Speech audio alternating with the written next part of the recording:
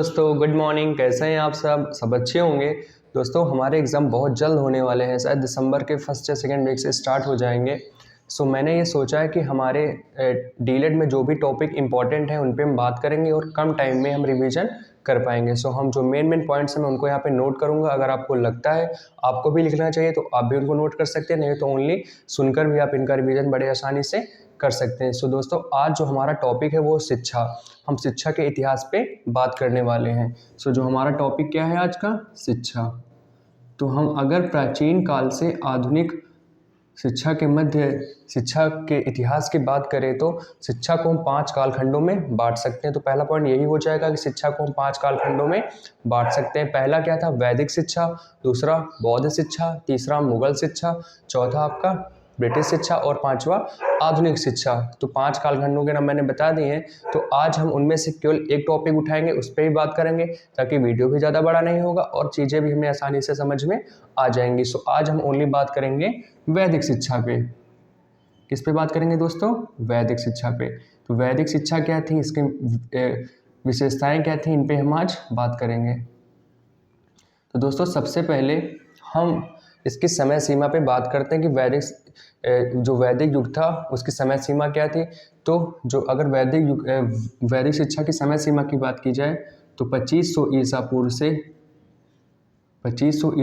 से 500 ईसा पूर्व के मध्य 500 ईसा पूर्व के मध्य वैदिक शिक्षा को हम मान सकते हैं कि इसके बीच में ही आती है। अब इसकी विशेषताएं क्या थी दोस्तों। वैदिक शिक्षा जो थी इसको हम ब्राह्मणी शिक्षा, आश्रम शिक्षा या गुरुकुल शिक्षा के नाम से भी जानते हैं। ये क्यों, इसमें ये होता था, बालक जब छोटा होता था तो उसको शिक्षा के लिए गुरु के पास भेजा जाता था। इसलिए आप पहला पॉइंट यही इसमें पेपर में लिख सकते हैं, वैदिक शिक्षा को।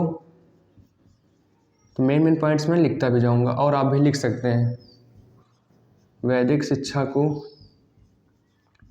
ब्राह्मणी शिक्षा, राइटिंग थोड़ा देख लीजिएगा,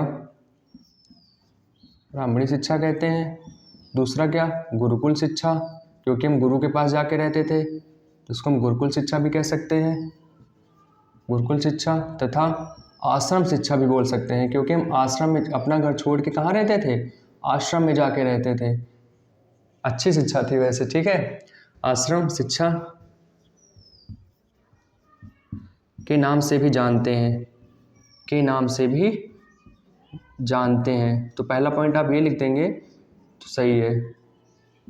दूसरा, अब अगर मैं बात करूं कि जो वैदिक शिक्षा का जो पाठ्यक्रम था वो कैसा था, तो वैदिक शिक्षा का पाठ्यक्रम वेद पर आधारित था। जैसे अभी क्या होता है, हमारा सिलेबस अलग अलग होता है। हिंदी का सिलेबस ये है, हम हिंदी इंग्लिश ये सब पढ़ते हैं, तब वहाँ पे जो भी पढ़ाया जाता था वो वेद पर आधारित चीज़ें आपको पढ़ाई जाती थी। तो आप सेकेंड पॉइंट में ये लिख सकते हैं, वैदिक शिक्षा का पाठ्यक्रम, वैदिक शिक्षा का पाठ्यक्रम वेद पर आधारित था। किस पर दोस्तों, वेद पर आधारित था। तो जो मेन पॉइंट्स हैं हम उन पे ही केवल बात करेंगे, ताकि आपको अगर आप कम भी लिखेंगे तो आपको पूरे मार्क्स मिल सके।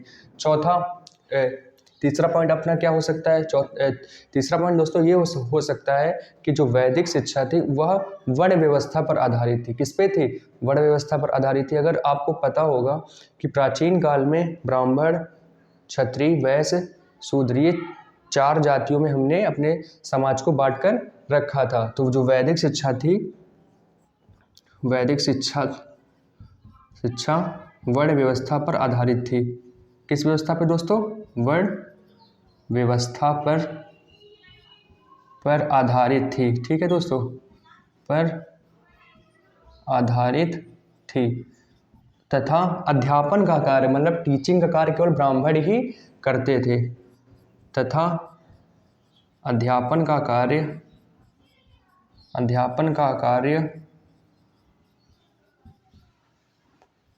ब्राह्मण द्वारा किया जाता था।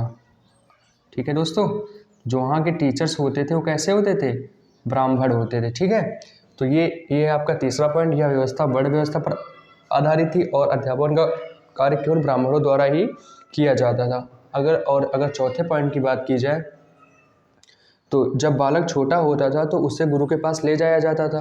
तो इस शिक्षा का प्रारंभ, चौथा पॉइंट मैं ऊपर लिख देता हूँ, यहाँ पे जगह नहीं बची है।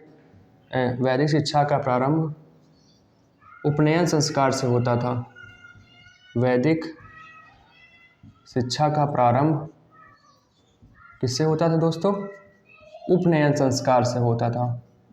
उपनयन संस्कार से होता था। अब दोस्तों आपके मन में ये बात आ रही होगी कि उपनयन संस्कार क्या होता था। तो दोस्तों उपनयन संस्कार में बालक के सर को मुड़वा दिया जाता था तथा उसे जनेऊ भी धारण करवाया जाता था। इसके बाद हम बालक को द्विज के नाम से जानते थे। किसके नाम से? द्विज के नाम से। द्विज का अर्थ होता है पुनर्जन्म। क्या होता है? पुनर्जन्म। तो आप चौथा पॉइंट ये लिख सकते हैं। और अगर ये हमारे मेन 4 पॉइंट्स इसके हो गए हैं, और अगर एक पॉइंट्स अगर और आपको जोड़ना है, पांचों पॉइंट, तो पांचों पॉइंट आप ये लिख सकते हैं। वैदिक शिक्षा मौखिक विधि पर आधारित थी। जो भी शिक्षा वहाँ पे दी जाती थी वह बोलकर ही दी जाती थी, मतलब मौखिक रूप से दी जाती थी, कुछ भी लिखाया नहीं जाता था। आजकल क्या होता है, हम लोग बढ़िया नोट्स बनाते हैं फिर उनका रिवीजन करते हैं, बट उस टाइम ऐसा कुछ नहीं था। जो भी शिक्षण कार्य होता था वह मौखिक विधि के द्वारा ही होता था। तो आप लिख सकते हैं वैदिक शिक्षा मौखिक विधि पर आधारित थी। मौखिक विधि पर आधारित थी। तो ये हमारे 5 पॉइंट जो मेन पॉइंट थे वो मैंने यहाँ पे लिख दिया है। सबसे पहला पॉइंट हमारा यह था कि वैदिक शिक्षा को हम ब्राह्मणी शिक्षा, गुरुकुल शिक्षा तथा आश्रम शिक्षा के नाम से जाना जाता है। तो मेरे साथ ही आपको यहाँ पे याद कर लेना, बाद में नहीं लेके बैठना है, ठीक है, क्योंकि हम रिवीजन कर रहे हैं तो इसी टाइम आपको यहाँ पे याद कर लेना है। तो वैदिक शिक्षा को हम ब्राह्मणी शिक्षा, गुरुकुल शिक्षा तथा आश्रम शिक्षा के नाम से भी जानते। पहला पॉइंट ये याद रखना है। वैदिक शिक्षा का पाठ्यक्रम कैसा था? वेद पर आधारित पाठ्यक्रम था। किस पे आधारित था? वेद पर आधारित इसका पाठ्यक्रम था। चौथा, वैदिक शिक्षा वर्ण व्यवस्था पर आधारित थी। दोस्तों किस पे आधारित थी? वर्ण व्यवस्था पर आधारित थी। तथा अध्यापन का कार्य किसके द्वारा होता था? ब्राह्मणों के द्वारा ही यहाँ पे अध्यापन का कार्य किया जाता था। चौथा पॉइंट हमने लिखा था वैदिक शिक्षा का प्रारंभ उपनयन संस्कार से होता था। तो ये बहुत महत्वपूर्ण पॉइंट है कि आपसे ये भी पूछ सकते हैं उपनयन संस्कार कौन सी शिक्षा में होता था।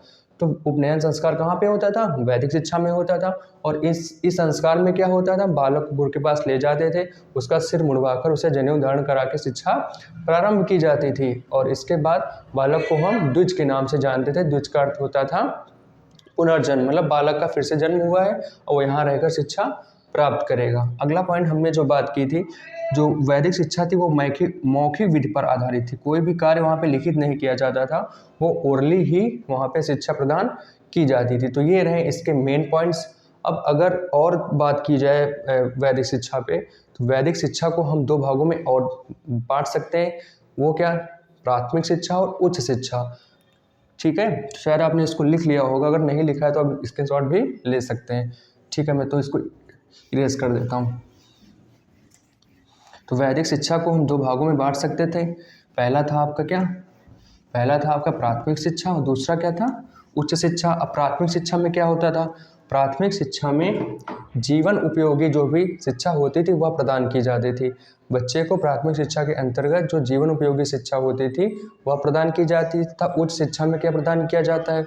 उच्च शिक्षा में उसे वेद, सामाजिक विषय, वाणिज्य, ठीक है, इन सब चीज़ों का ज्ञान उसे प्रदान किया जाता था। अब जो भी एक वेद का ज्ञाता हो जाता था, ठीक है, जो भी एक वेद का ज्ञाता हो जाता था, तो आप लिख सकते हैं एक वेद के ज्ञाता को, एक वेद का ज्ञाता लिखिए आप, ठीक है, एक वेद का, एक वेद का ज्ञाता क्या कहलाता था दोस्तों? स्नातक कहलाता था। जो उसकी उपाधि होती थी वो काहे की थी? स्नातक कहलाता था। ठीक है दोस्तों, 2 वेद का ज्ञाता क्या कहलाएगा? 2 वेद का ज्ञाता, 2 वेद का ज्ञाता आपका वशी कहलाता था। ठीक है, क्या कहलाता था? वशी कहलाता था। तीसरा, 3 वेद का ज्ञाता, जिसको 3 वेदों का ज्ञान होता था उसको हम क्या कहते थे? रुद्र कहते थे। आपको पता होगा क्या कहते थे? रुद्र कहते थे। और जिसको चारों वेद का ज्ञान होता था, चारों वेद का ज्ञाता, उसको हम आदित्य बोलते थे। क्या बोलते थे? आदित्य बोलते थे। तो ये उस टाइम की क्या थी?